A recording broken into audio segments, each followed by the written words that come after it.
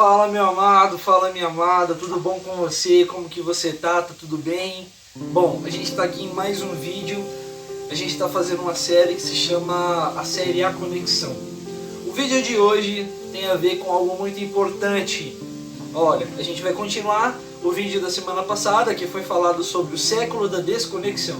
Nós vivemos no século da desconexão, onde hoje a sociedade e tudo que a sociedade propõe visa arrancar de nós a nossa conexão com Deus. Quando Deus criou o homem, colocou o homem no jardim do Éden, Deus soprou nele um espírito, um fôlego de vida que fez aquele homem não ser simplesmente do pó da terra, mas também ser de parte de Deus.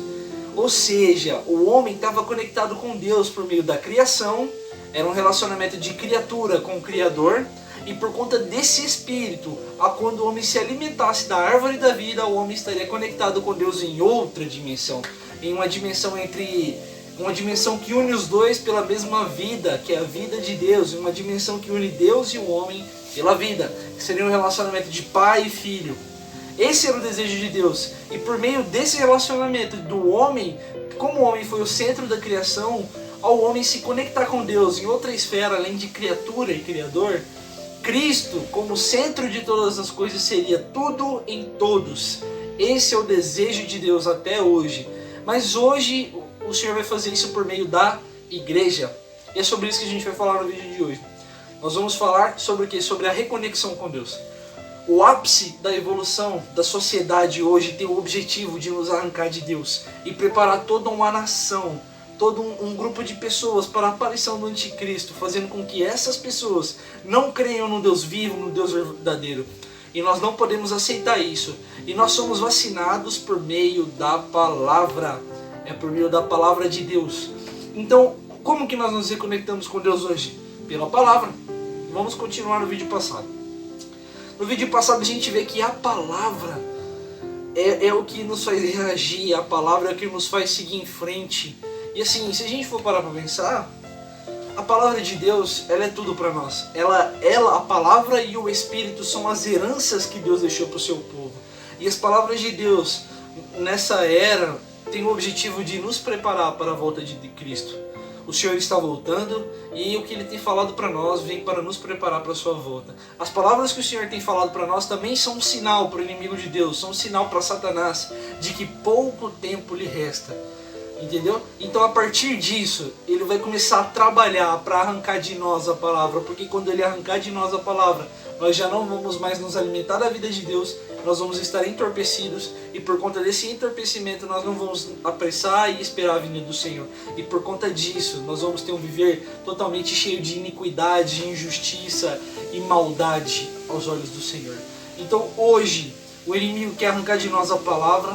Ele quer neutralizar o nosso espírito, impedindo que a gente use o nosso espírito, que é o nosso órgão que nos conecta com Deus, por meio do invocar o nome do Senhor. Quando nós falamos, oh Senhor Jesus, nós nos reconectamos com o Senhor, nós usamos o nosso espírito. Por quê? Porque a palavra diz que ninguém pode dizer Senhor Jesus, senão pelo Espírito. Então nós precisamos do Espírito e da palavra, e o inimigo quer arrancar de nós essas duas coisas. Hoje, na nossa vida, nós usamos a palavra, nós nos alimentamos da palavra, nós precisamos nos perguntar isso. Se a palavra tem sido real em nós, o que tem mudado no nosso dia a dia, o que tem acontecido no nosso dia a dia. Nós nos alimentamos da palavra de Deus, nós exercitamos o nosso espírito, nós estamos apressando a volta do Senhor. O que tem acontecido hoje? Precisamos nos perguntar. Se nós já não temos mais um contato com a palavra, se nós não invocamos o nome do Senhor, se nós não oramos, o inimigo tem conseguido operar em nosso viver e ter tido vitória na nossa vida. Nós precisamos reagir. E isso também é por meio da palavra. Eu vou deixar um vídeo aqui de alguém que amou a palavra. De uma pessoa que fez tudo por causa da palavra. E que esse vídeo possa motivar a nossa vida. Precisamos amar a palavra. Jesus é o Senhor. Eu te espero no próximo vídeo. É nóis.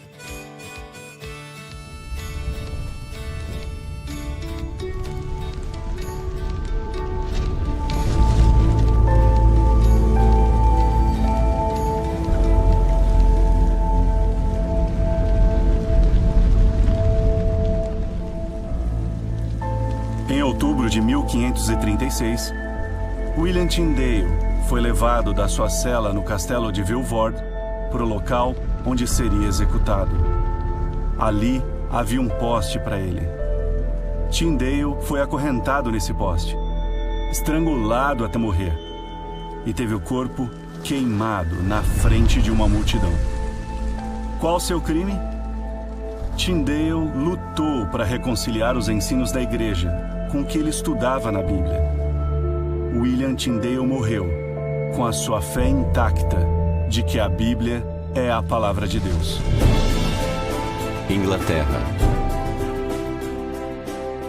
William Tyndale foi a primeira pessoa a se empenhar em traduzir a Bíblia dos idiomas originais direto para o inglês. Tyndale nasceu no final do século XV. Ele nasceu na região de Gloucestershire, mas depois foi para Oxford e se tornou um padre.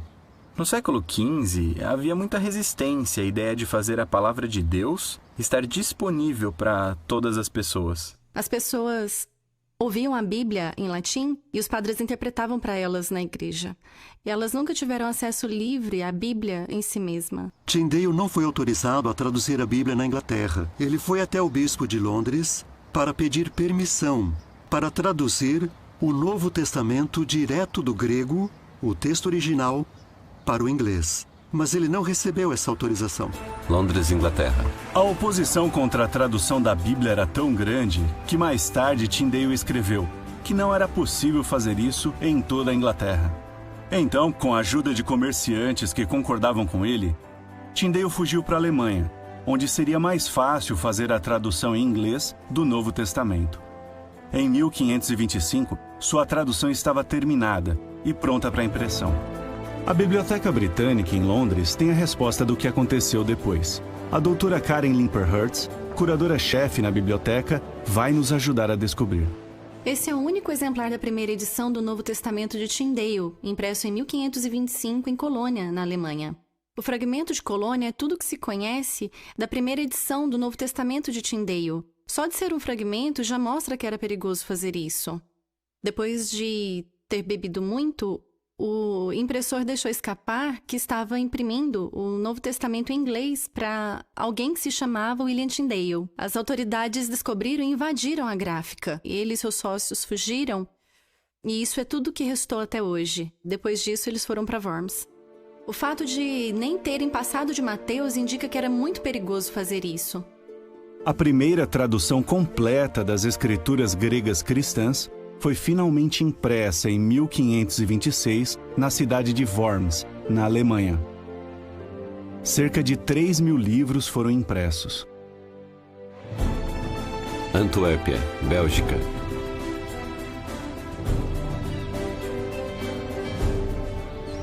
Ao deixar a Alemanha, Tyndale foi para Antuérpia. Essa cidade agitada era ideal para Tyndale. As gráficas cresciam sem parar aqui. Um movimentado porto tornava fácil fazer os livros chegarem até a Inglaterra. O professor Guido Latre gentilmente se ofereceu para nos mostrar as ruas por onde Tyndale provavelmente passou quase 500 anos atrás. Ele viu que as pessoas aqui tinham...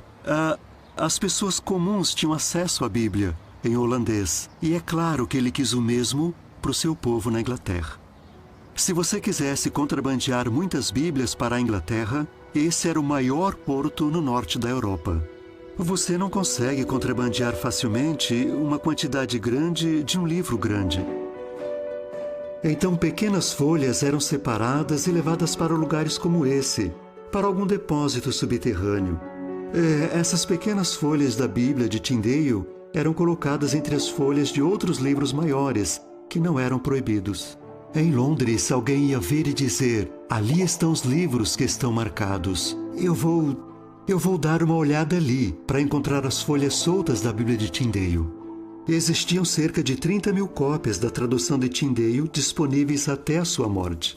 Ele foi um grande homem, muito corajoso. Não podemos simplesmente desconsiderar o tempo que ele investiu e os riscos que ele correu. Vilvoorde, Bélgica. William Tyndale ficou preso aqui em Vilvoorde, no norte de Bruxelas.